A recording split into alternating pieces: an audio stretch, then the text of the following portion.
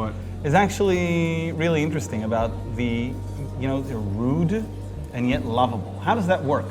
So I can actually explain this dissonance that Alyssa described. Okay. That they're like surprised at how rude yet lovable Israeli founders are. Okay. When Americans come to negotiate in any other country or culture, they'll find a similar dissonance with different variations of it. Sure, because not everyone's the same at the end of the day. Yeah, but Right.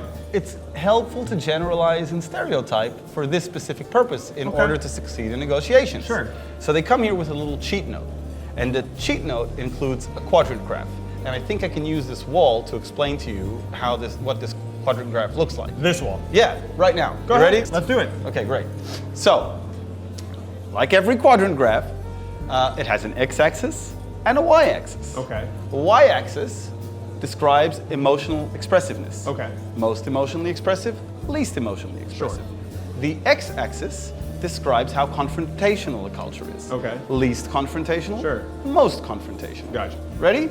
So, least confrontational and least emotionally expressive, Okay. sorry for the generalization, okay, are the Japanese and the Koreans. Okay. You don't really know what you're getting when you're negotiating with them. Gotcha. Okay?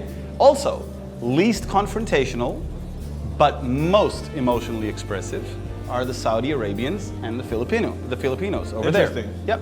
Wow. Now, if you look at people who are not emotionally expressive, but confrontational, so they will face you head to head and tell you things like they are, Sure. without emotions, Uh-huh. are the Germans and the Dutch and the Danes Okay. over here. Now, unbelievably, this tiny little strip of land in the Middle East is on the top left corner of this graph.